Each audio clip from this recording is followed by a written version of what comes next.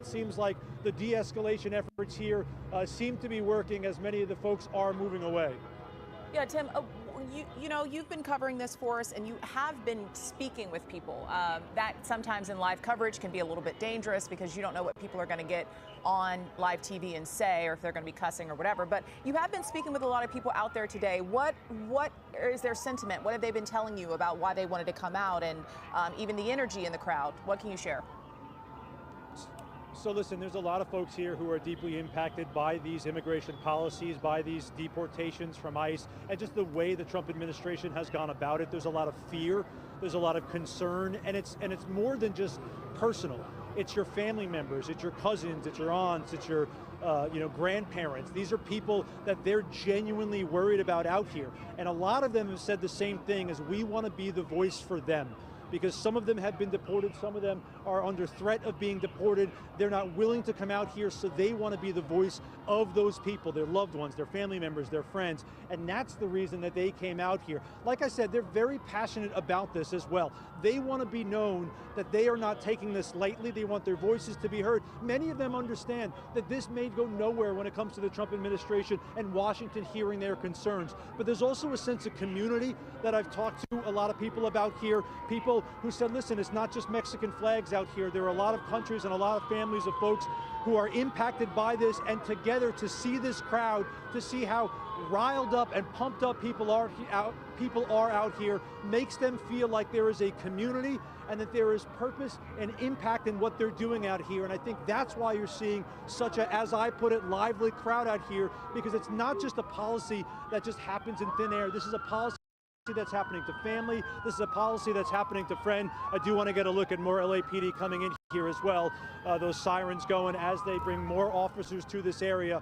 But I think that's the sentiment out here, and I think that's why it's very personal for a lot of folks, and that's why they definitely wanted to come out here to have their voices heard, to let the Trump administration know, to let the federal government know, to let the mayor's office, the governor's office, any elected official who could possibly help them know that they are out here, they want to be helped, and they have family members and friends and loved ones who need the help as well. Yeah. We're watching right now, Tim, from up above. Some of those protesters have gone down Los Angeles Street, which as it travels to the east, curls around and spills out onto Alameda, right in front of Union Station, which is what you are looking at right now. Union Station is down at the bottom of your screens, those kind of dark roofs, and over to the right you can see the white tower of Union Station. Alameda is running left to right, and the 101 freeway is on the left there. So you can see Los Angeles Street goes curls up and around to where that main gathering of protesters are, and now it is complete gridlock. Police and tactical gear in this location going on a bit where they wind up going. There are so many, and to the south, and a lot of pedestrians now walking down Alameda, some bicyclists and people, protesters in the roadway on Alameda. They can't get onto the 101.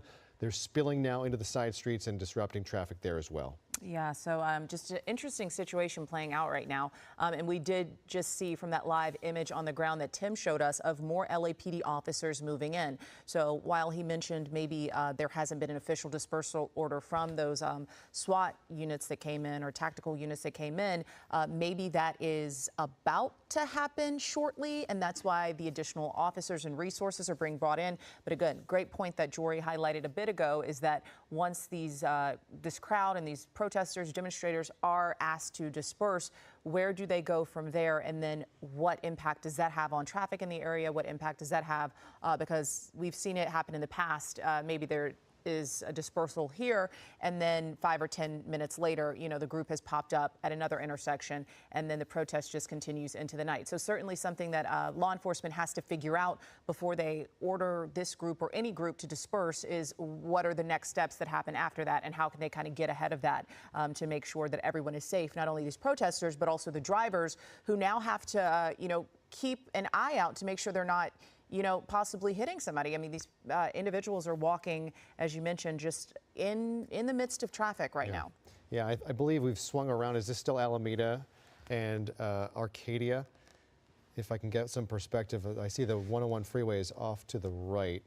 Yeah, so there's the 101 freeway. So there is another entrance point onto the 101 freeway, a little down. Aliso becomes commercial, and there is an on and an off ramp there. If you go further on the other side, there's Viñas Street that they can pop off on. That's behind the courthouse, the bus depot, Union Station. So there are other entry and exit points from the 101 freeway. It's just a matter of what these people want to do, how motivated they are to continue this into the night. And it appears that they are continuing this into the night. We're back here at Los Angeles Street. I believe this is where we have been focusing. No, maybe not. So Los Angeles Street, this is Alameda. Okay, back at Alameda. And the protesters are continuing to move around this area. They've been shut out of Los Angeles Street, the overpass over the 101 freeway that is now up to the top of your screen. We're going to see that group gathered right there on the right side of the 101 freeway. That is where Tim Caputo is and watching this crowd. And it looks like this group is now moving, breaking apart. Let's go back down to Tim if we can on the ground to see what is happening to that gathering there. Tim? Yeah, I just noticed a couple things here. We had more police officers show up, including an officer with the bullhorn here who started to talk to the crowd. I did speak with an LAPD officer who confirms there has not been a dispersal order for this gathering at the moment, just the one that happened earlier when they were on the 101. So, no dispersal order yet, with the increased officers that have shown up to the scene and the bullhorn letting folks know to head in that direction. Again, fireworks have been going off. Don't worry about those noises. That's been going off for the last several hours. You see the man with the bullhorn coming out here as well, telling this crowd to move. And in fact, if you look in the crowd there, actually, you see a guy in a black shirt. These are one of the protesters and maybe even one of the organizers of the protest itself, because he has his own kind of bullhorn, and he's the one telling people move in this direction. This is something that we've kind of seen over the course of the day too, especially as the crowd has kind of shifted into different areas of downtown. You've had these kind of leaders of the protest getting people to move in a certain direction, and guess what, guys? They do exactly that. So in this instance, you're seeing right there this guy with the black shirt and shorts on telling people to move up the street. This is Arcadia Street. It runs along the 101. We're right at Los Angeles Street, where now CHP has joined LAPD here on the street itself to eventually try to get people to move out of here. They obviously have, I should say that's the Sheriff's Department now backing up LAPD, standing on Los Angeles Street here as the crowd now moving its way up Arcadia. You guys mentioned the traffic.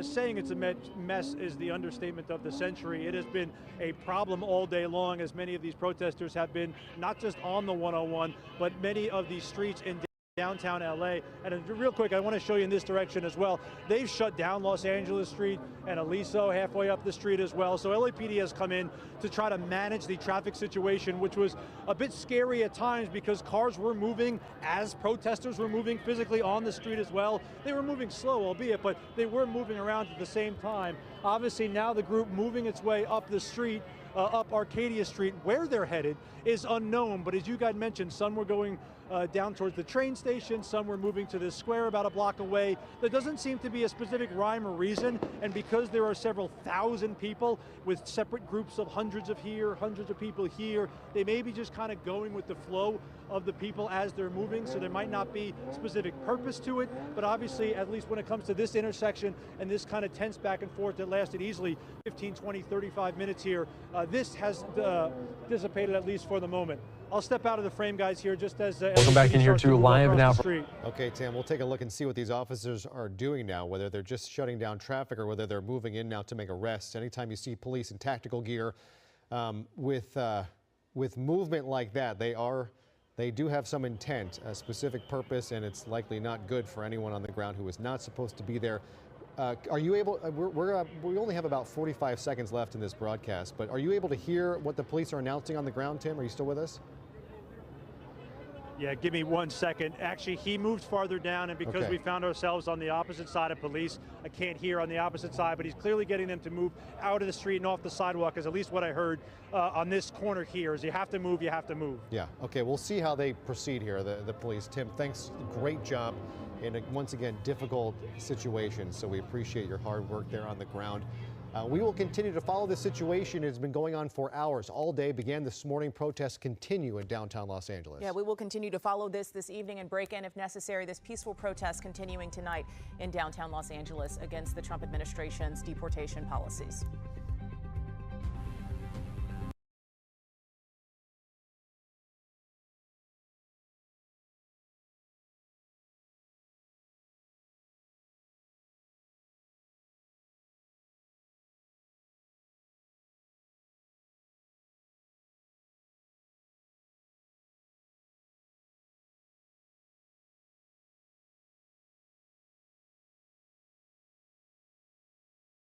appear as if they were going to be taken into custody, placed under arrest, more like just getting them off of this roadway. But it does appear like that is now clear. You're on Los Angeles Street, if I remember correctly. So it looks like the overpass is now cleared. Yeah. So tell us what you see behind you, how far back that goes, and whether police, you think, are going to kind of start sweeping to get people out of this general area away from the 101. So let me show you two things that are important real quick, because I think to show you exactly where we are.